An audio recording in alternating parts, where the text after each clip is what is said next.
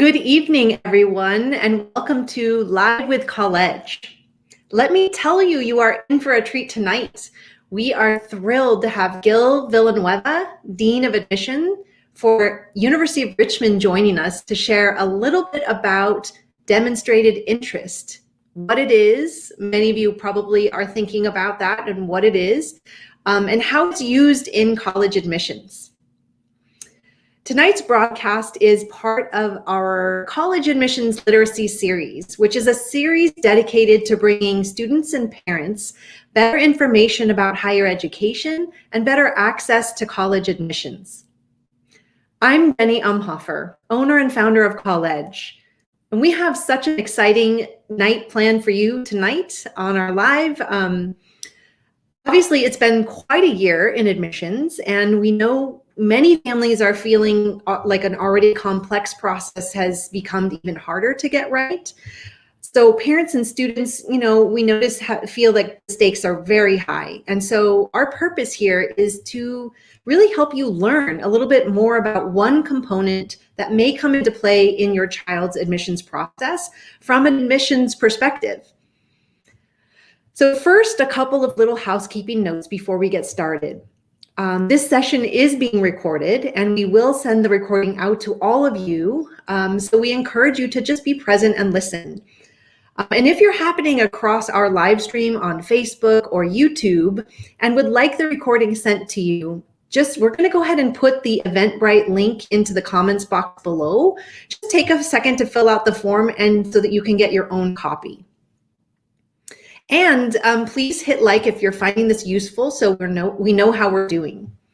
And also, I want to encourage all of you to please feel free to pop in any questions into the comments box as we go. I will keep track of your questions, and we will have time for Q&A at the end of tonight's event. So without further ado, I'm going to invite the panelists into our studio. First, I want to introduce Kelsey Tarosian, our Director of Admissions Services at Colledge and host tonight. Hi, Kelsey. Hi, Jenny.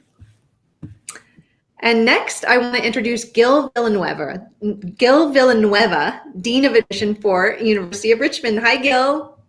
Hi, Jenny. Hi, Kelsey. Hi, Gil. Great to have you here tonight.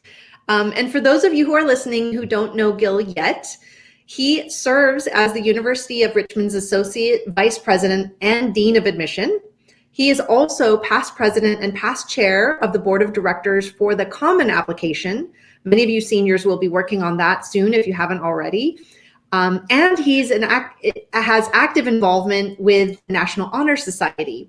Many of you seniors are familiar with that.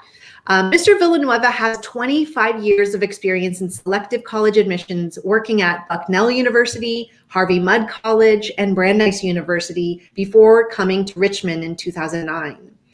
He actually travels for Richmond to Los Angeles, New York City, Philadelphia, Richmond, and San Francisco.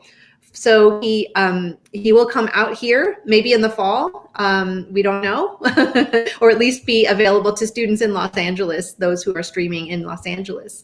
Fun fact, his hometown is Manila in the Philippines, and also South Pasadena, California, which is where I live. And also, fun fact, like so many admissions professionals, Gil was a tour guide in college and reports that he is still adept at walking backwards. So I'm really looking forward to listening to this conversation. So let's get right to it. Great. Thanks so much, Jenny. Thanks, Jenny. So, Gil, I'm really excited to have you on tonight. And we invited you not only because you're someone who cares about students and Richmond is a school that utilizes DI. We also, we know you have a long history at other schools that utilize demonstrated interest in different ways. And we really would love to hear you talk about the college perspective, kind of on what it is, how to demonstrate it, and a little bit about maybe why it's so important, because that's one of those mysterious elements I think students have a hard time understanding.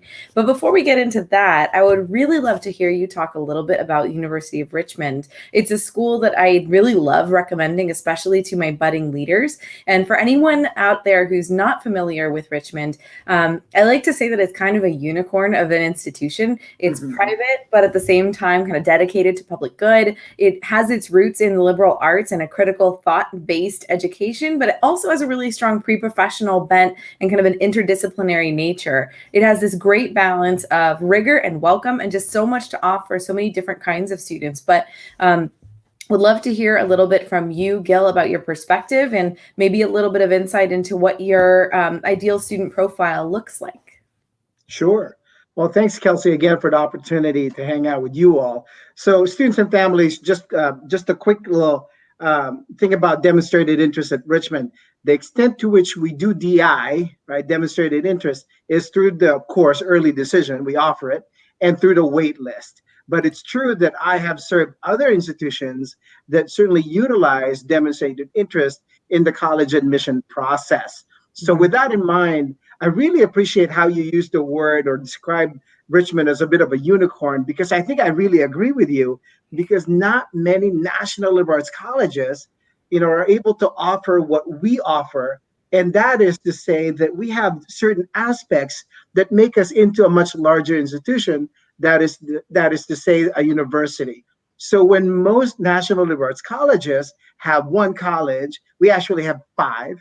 Most have maybe 40, 45 majors. We have over 100 majors and minors. Most are Division III in their sports. In NC2A, we're Division I. Not many are located in a city, and we are. So we're really excited and fortunate to be able to leverage all the things that a city has to offer, and especially the capital of the Commonwealth of Virginia, and that is in Richmond. And the other thing that and now I'm really bragging, you guys, I'm really proud of the fact that everything is for and about undergraduate education at Richmond, like every liberal arts school. Right. And yet, because we have incredible resources, we're one of the more well-resourced schools in the country, it means that the prospect of being spoiled and getting spoiled, right, with a lot of resources, it is not a possibility, but more of a probability. It's going to happen, right? So it's kind of cool. But demonstrated interest is something that has been going on for a while, right? I don't want to say since the dawn of time, but it's been going on for a while.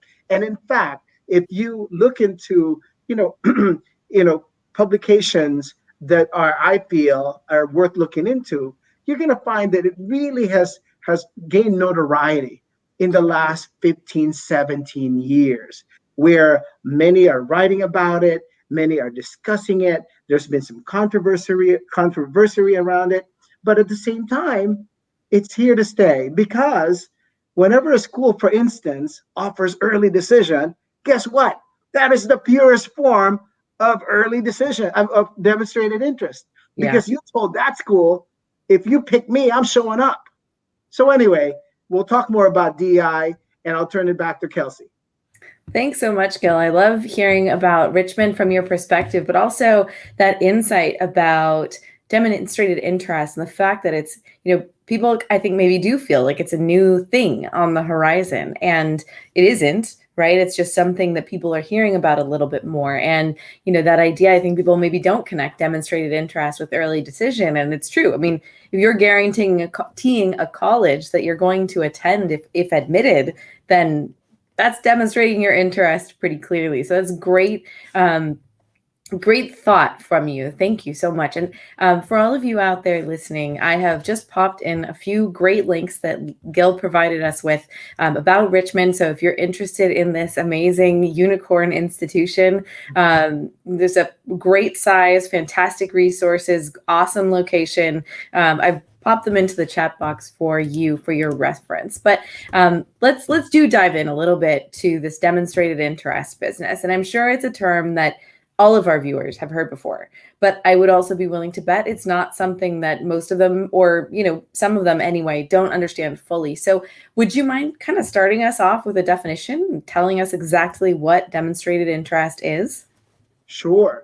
Well, the most basic definition that I'm familiar with is basically institutions when they're trying to assess an applicant for admission, not only are they trying to understand how competitive your application is within the context of the respective applicant pools, but some of these institutions are also asking, how interested is Kelsey in our school, right? It's not enough for some of them for you to be competitive, because perhaps, they have many students that maybe look alike from a quantitative standpoint, but they're also now interested in those students who have engaged with their admission office in a genuine way. Some of my colleagues call it genuine engagement, right? Instead of demonstrated interest. It's a little fancier. It makes them feel a little bit better, but genuine engagement. The idea that you're taking the time to really get to know the institution and you're letting that school know that you are that interested. There are a number of different examples, and I'm sure we'll get into it. But the bottom line is this: understand, gang, that not every school, right, utilizes demonstrated interest. You have to do your research, right? You're so fortunate that you have wonderful counselors, and you have this thing that I didn't grow up with called the internet, right? There's so much information out there. There's great articles. You can just type in, right, schools that use demonstrated interest, and you will get so many hits. And there's all these different sites that will give you an idea. For some schools, it's for them, they're calling it, for them it's very important or somewhat important. But understand, again, that's their list. It's always good to check with the admission offices just to make sure, right? Because some of these lists could be older, so you want to make sure. But anyway, the bottom line, it's there. Take advantage of the information that's out there, and of course, your wonderful counselors. Good for you. That's really good advice, Gil. I'm going to put in one of those articles that really goes into demonstrated interest and who uses it and who doesn't, for everybody's reference out there. And I think that, noting that not everybody tracks it. But at the same hand, when you reach out and you engage with a college, you're getting information for yourself. And especially right now in this virtual landscape, when you may not be able to set foot on a campus as early as you might like to, really reaching out, connecting with the human beings who are in these admissions offices, even with students, that's a piece of your research. So even if a school doesn't track demonstrated interest, reaching out in a genuine way to get more information is always going to benefit you, I would say. And so I think, I think demonstrated interest also has to be taken kind of with a grain of salt. It is particularly relevant for actually academically competitive applicants in the schools that consider this factor, right? But it doesn't make a huge difference for students who are not. So you want to make sure that you are right. This is an important piece. If you are looking at a school who has an average GPA of a 4.0 and you are at a 3.25 level, you are not going to push yourself over the edge with demonstrating your interest up and down. There may be other ways in which you could demonstrate fit. I'm not saying, don't apply if you're not within the academic profile, but demonstrated interest is just not the thing that's going to make the difference between getting in and not getting in if you aren't already competitive.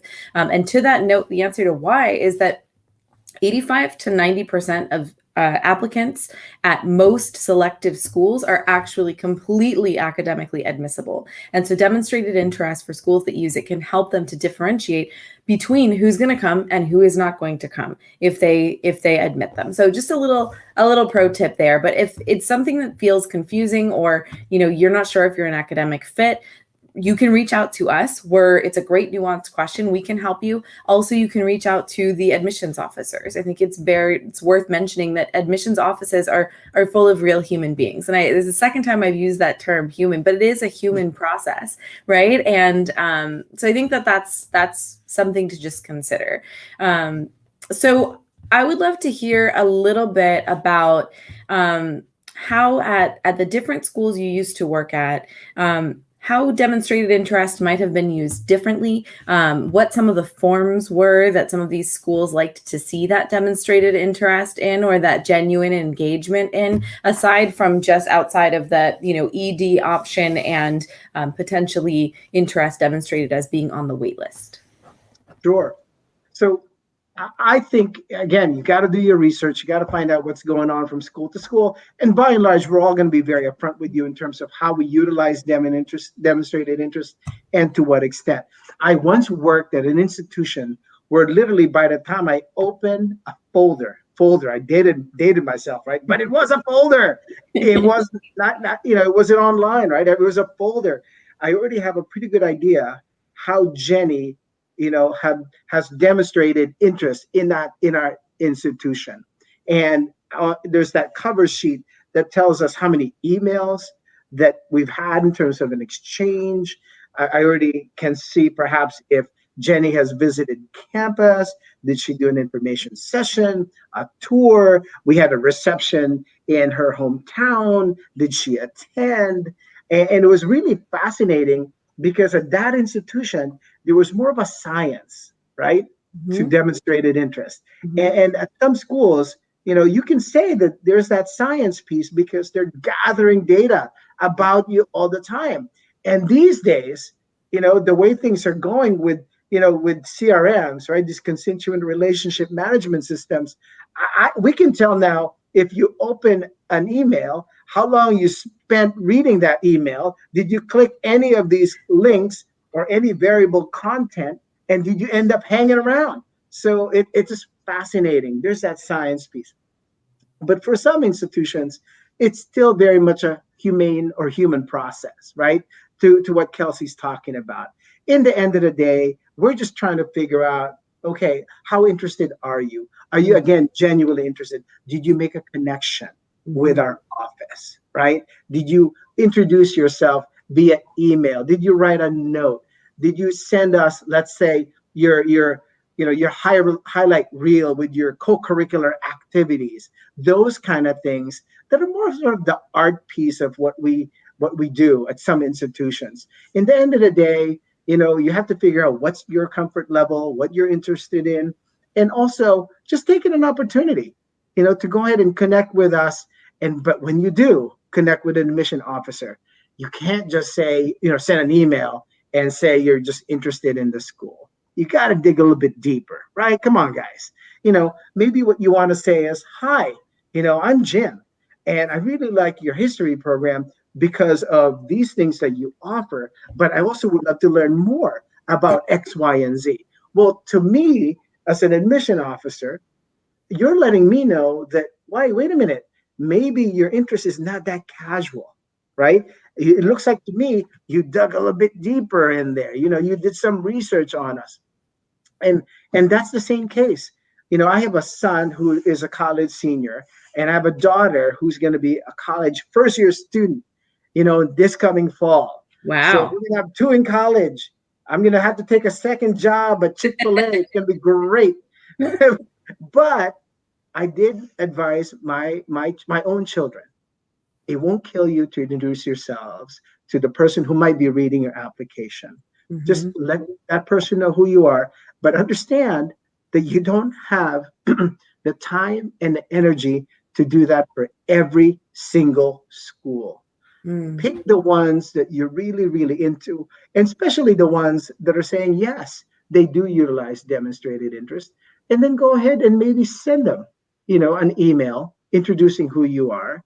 And of course, maybe if you're comfortable, attaching your highlight reel so that all of a sudden they just might remember you in committee. So speaking of committee, this is a thing that I think students don't really realize about the process, right? Is that a lot of these decisions for, I think, probably the majority of students, they happen through conversation. It's not usually just one person who looks at your application and either throws you in the yes bin or throws you in the no bin. It's something where you're really engaging, you're digging deeply, you're practicing what's called holistic review, and you're trying to paint a picture in your head of who is the student, what clubs might they join, what classes would they be excited about, what dorm would I put them in, would they be a good member of our community, are they going to start their own club, are they going to become leaders, are they going to be awesome alumni after they graduate and be part of the alumni network. So they're really trying to paint a full picture of you, and the more information you can give them about who you are and show them that fit and how excited you are about that college, they're going to begin to become attached to you and maybe advocate for you in committee and maybe, argue really hard for no, but I really think that, Gil is going to be an amazing part of our community and we need to have him this year because blah, blah, blah.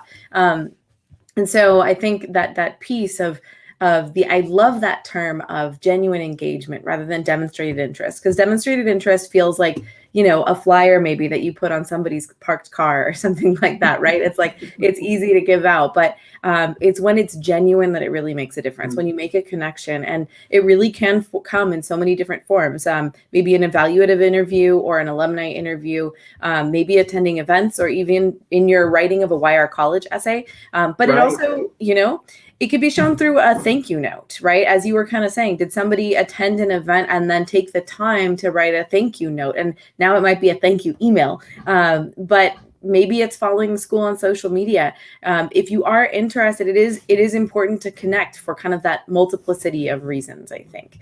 And so I think I would love to hear a little bit about kind of your wisdom, Gil, in terms of any juniors out there and their parents and what they should maybe be thinking about as they look ahead to their admission cycle. Sure. Well, I'm going to let you all know what I told my daughter when the pandemic hit and what I have been saying to all of these prospective students and families since the pandemic hit 16 months ago, right? It's the word grace. You all will be afforded so much grace in the process because we understand that you didn't sign up for the pandemic. You didn't want, right? All the disruptions and all the different changes, the missed opportunities. We completely get it, right? But having said that, at your disposal, again, I'm going to point to this thing called this internet thing. You have the opportunity to do many things that perhaps you might want to let us know during the pandemic that did not involve visiting campuses. But maybe you were able to attend virtual events. So many colleges and universities devoted a lot of resources. In fact, I'm so sick of the word pivoted because we pivoted in like 2 weeks and converted all of our on-campus programming into virtual programming where we're connecting in this kind of platform, right? But the bottom line is that there are ways for you to connect with so many different people, to do good research, and of course, to if the school engages in demonstrated interest, to engage genuinely. So, having said all of that, I think one of the things that I want you guys to think about is this, and I do appreciate the comment Kelsey made about if you have an opportunity to meet with an admission officer, let's say like an evaluative or let's say an informational interview, a thank you note is kind of like a nice touch because not many do that anymore. You just might stick out. And I told my own children, you better write a thank you note or an email, right? The same day. Yep. Get that out right away, right? If you do an informational interview or an evaluative interview, they're two different things, right? You want to do your research, what you're going to get into. It would behoove you to make sure that you already have certain questions, at least 3, ready to go, right? When the admission officer asks you, so Kelsey, do you have any questions? You can't just say, I don't have any questions. And I'm thinking to myself, oh my gosh, really? You have no questions about, everything about our school, really? So those are the things that you want to think about. But if you're shy, Well, don't feel like you have to do an interview. Attend a reception. There are online receptions all over the place. They're going to be offered throughout the summer, and especially in the fall semester, that you can pursue. But sign up. You want to sign up so that they know you were there, right? Mhm. Can't just go ahead and randomly pop up, because some places, to be honest with you, that might not be able to happen for you if you can't just pop up. Right. So the last thing I will say about these, you mentioned about these why essays, Mhm. Kelsey. Yeah. you know so when a school, like especially with their supplemental essay, they're just inviting you now for you to let them know, right, how much you like their institution and what about their institution that you like. Here's a big pitfall: you don't want to send an essay where we're going to think, wait a minute, this essay could be for any school. You have to have that level of specificity, right? Some specific things. You can't just say, oh, I'm just going to go, put Richmond on this, and then I'm going to put BC on this and just change the words, on the essay. That's not going to fly, right? Right. We have Right. been reading for forever, since the dawn of time. So we see these things. So again, it's one of those things that we want you guys to just go ahead and enjoy this process. And when we talk about holistic application and review process, your more selective schools, it's not just going to be about the numbers, and it's certainly not just about demonstrated interest. And in fact, right, you have to go to really good sources. But our national organization, right, we have this thing, and it's free to all of you. It's called State of College Admission. Every year, deans and directors are polled by our national organization. We report out in terms of what we look for when we're looking to admit Mhm. wonderful students like you guys. Well, you're going to see in the most recent report that came out, and the most recent 2020 is still about to come out. So what's available for free is 2019. Is a demonstrated interest is not number one on the list, not number two, not number three. It's the sixth thing on the list, right? So again, it can help, but if you're not as competitive, and Kelsey said it, it's not going to help you as much, right? Mhm. Mhm. That's such great advice, and I think that that you're really wise to encourage students out there to think about what these factors are that each college is really looking for. From the student perspective, even though I know colleges work as hard as they can to be as transparent as possible, from the student perspective, it feels still like this kind of mysterious, scary process often. And so, helping to offer students the resources to actually demystify and defog and open up this process a little bit more, it's really important. And it is true that most admissions officers are going to be pretty straightforward with you. So if you do have questions, don't hesitate to call and reach out. It's really an important thing. And I just want to take 1 second for my younger students out there. And, I know that it's a little bit early for like sophomores and freshmen to start demonstrating interest, but in general, what would you say is something important for them to start thinking about that might help them down the line if they are just still in freshman or sophomore, even rising junior year? Thank you for that. So number one, go to class. Number two, get lots of sleep, right? Rest up, because junior, senior year, you're going to have lots of work to do. So having said all of this, I think it's so critical that you all take what we call, appropriate risks academically, and from a co-curricular standpoint, really think about the things that you like, right? Mm-hmm. And put yourselves in a position to make an impact in these things, to be active in whatever activity, and certainly from an academic standpoint. Obviously you want to do well in all of your courses, but at the same time, understand when all of these wonderful colleges are looking to admit students, right? We have two big jobs. Number one, I'm interested in building an orchestra every year. And I can't have an orchestra if everyone plays the violin. So we're looking for students from all over. There's a myth out there that we're looking for a well-rounded student Mm-hmm. all the time. That is just a fallacy. We want a well-rounded class. And then we want happy future alumni, students who want to be on our respective campuses. Mm-hmm. And that's why for some schools, DEI is a big deal, because they're trying to figure out, are you really interested in our institution? Will you attend? What are the chances of you enrolling if we offer you admission?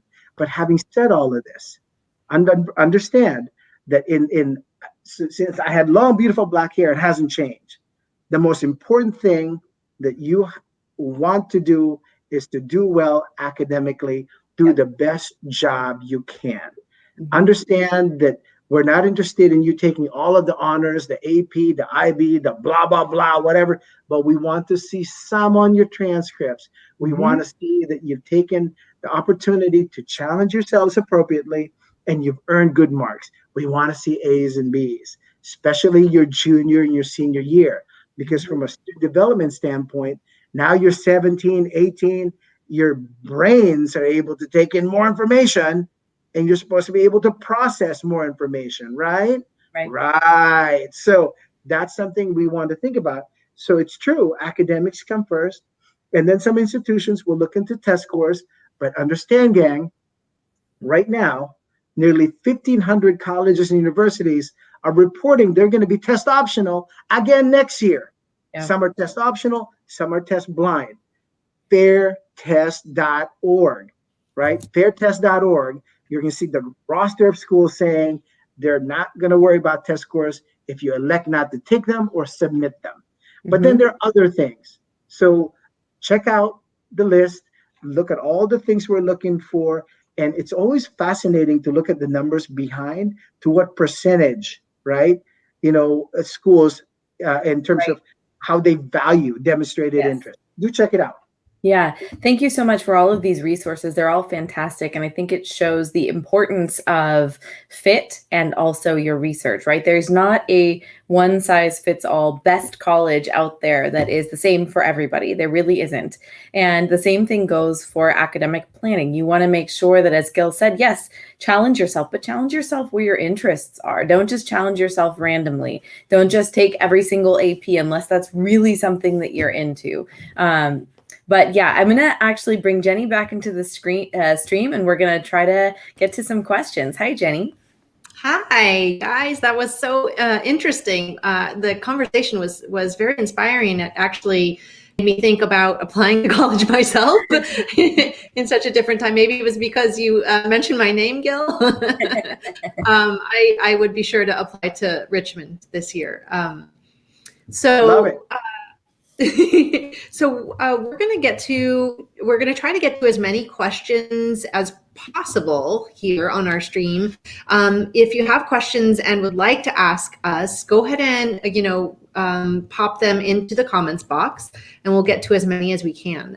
If you have other questions or feel like you need more help, please reach out to us directly. We're going to give you the link to contact us at Colledge right now in the comments box.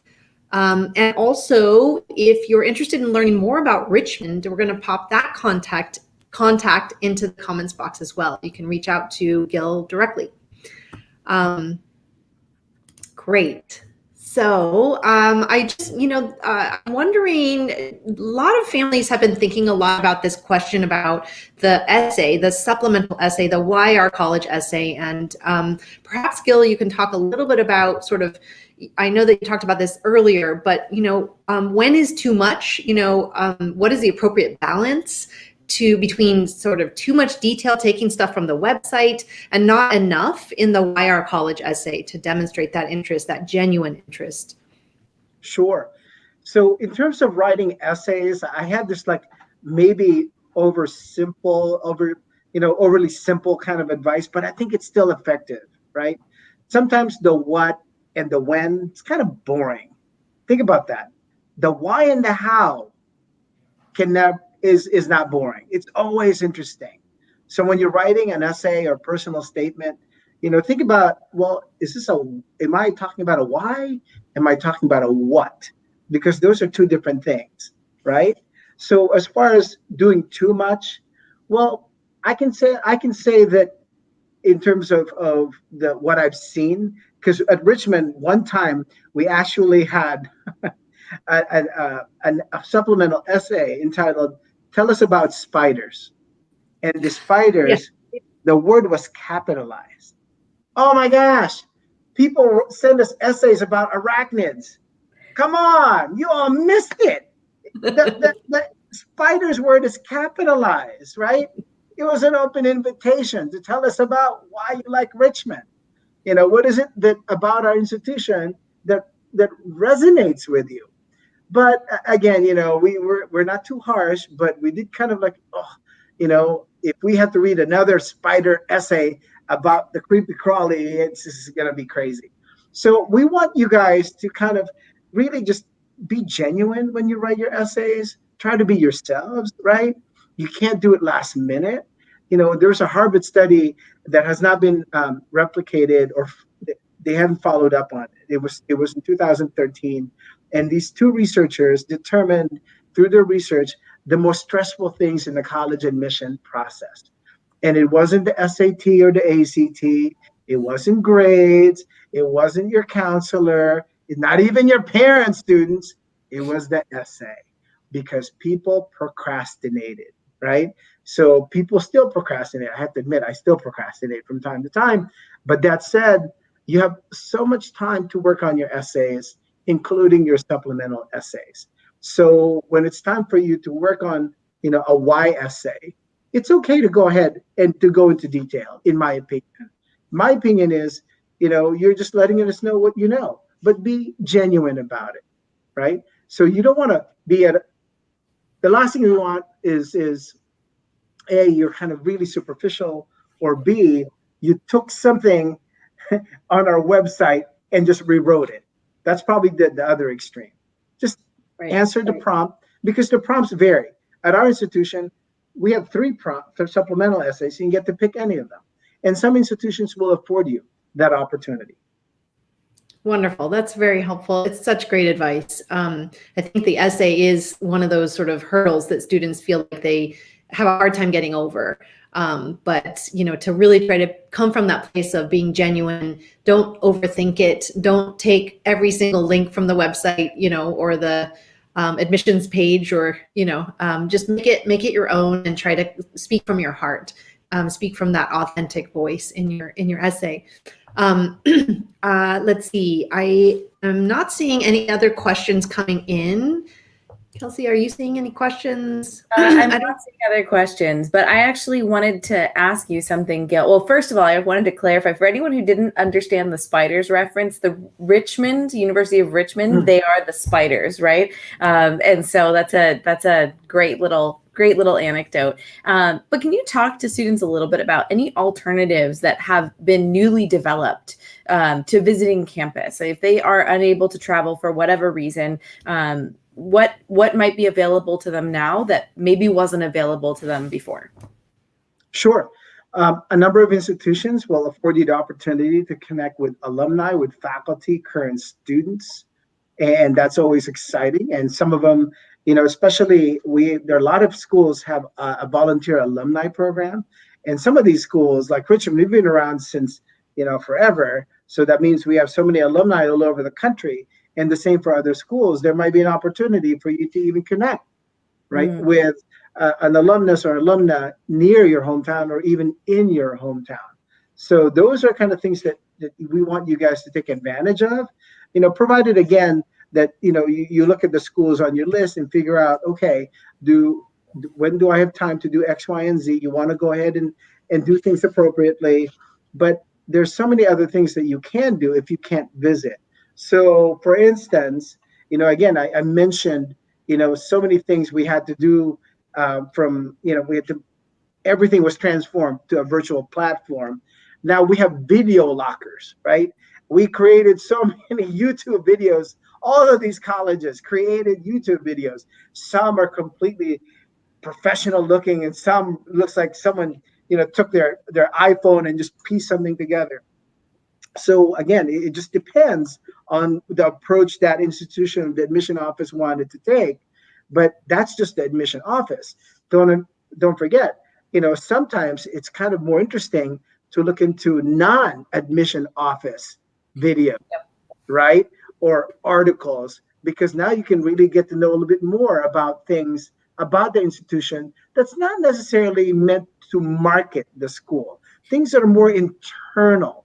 You kind of want to know outside of what admission is saying, and it's true. Our job is to promote the institution, but now you want to see what's going on. Well, how about the college newspaper? That should tell you a lot of things going on, right? But what about the institution's strategic plan? Parents, this could be interesting for you because now you get to see what the roadmap is for all these different schools, what the priorities are. When we're looking into all these things that colleges are actually trying to account for in a holistic application review process, there's a thing in the bottom on our list called institutional priorities. It's all of the things that we want when we're looking to, bring in a class year to year. Well, it's going to vary from school to school. When I worked at Harvey Mudd College in Claremont back in the early 90s, when I had long, beautiful black hair, if you were a female engineer, we really got excited because, wow, we want more female engineers at Harvey Mudd. I don't know what the ratio is now, of course. When I was at Brandeis, when I was the dean of Brandeis, it's the only Jewish-sponsored institution in America. All of a sudden, wait, we have a Muslim student applying. Great. We have a Catholic student applying. Great. Right? So again, the way for you to find out about institutional priorities sometimes is by looking at the strategic plan. Look at the most recent one. And if it's a good one, it actually will have a section on student recruitment. So again, I go back to what I said earlier, internet, 2 words, internet. There's so much going on available for you. Do check it out.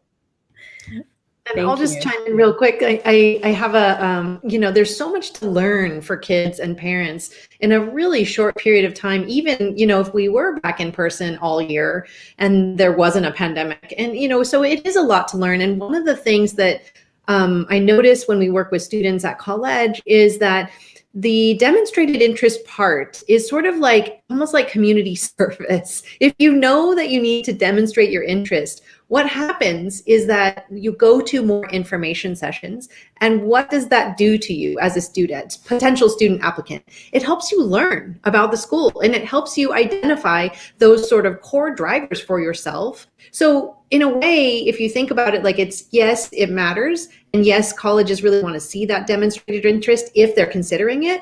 But it's actually going to help you in the end figure out whether this is the right place for you or not. And so it's really a process.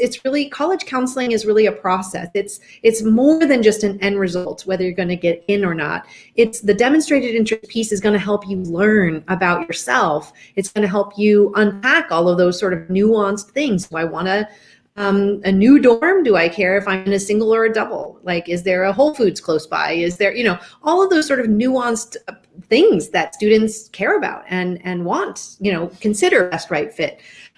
So I just want to throw that out there, that it is sort of a fluid process, demonstrated interest.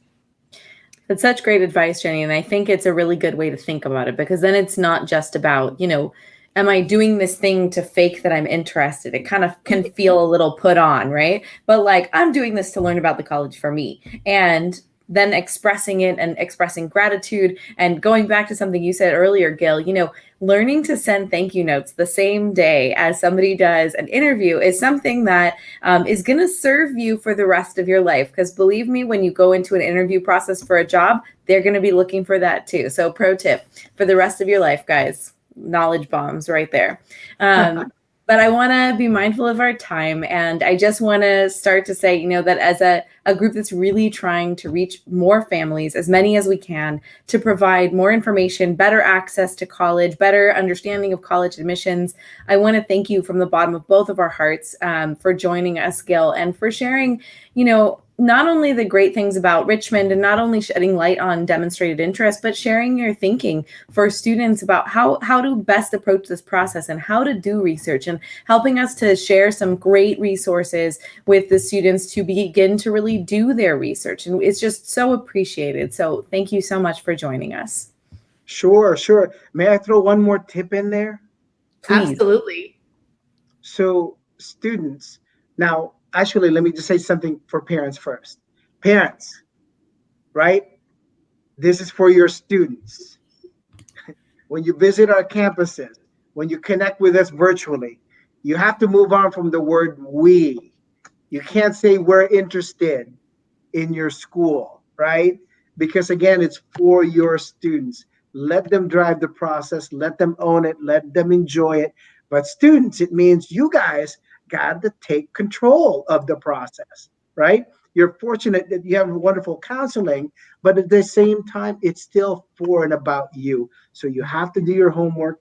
One of my favorite sayings from my boss back in the day is hope is not a strategy, right? Hope is not a strategy. You got to make it happen. Having said that, here's the tip. You connect with a faculty member on our campuses, either remotely or if a school offers an in-person opportunity to visit the classroom. Well, wait a minute. All of a sudden, faculty was impressed with you. They write us a little note, an email.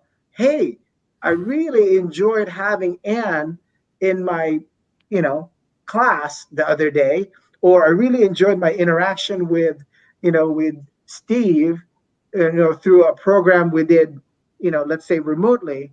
Then to me, it's all of a sudden I have a faculty member telling me that, wait a minute, wow, someone really likes you already on campus and think you would be a good match, a good fit, right?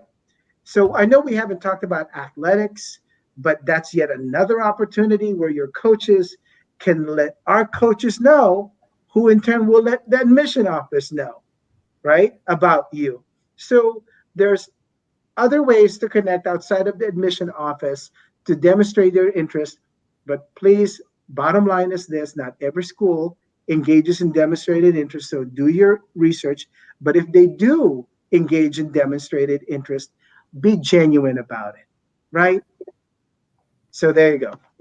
Such Excellent. great advice. Excellent. I love to hear that. That's great advice. I really appreciate you saying that. Truly, truly. And, students, take what Gil said to heart. Parents, it can be hard to support your kids. Just do the best you can.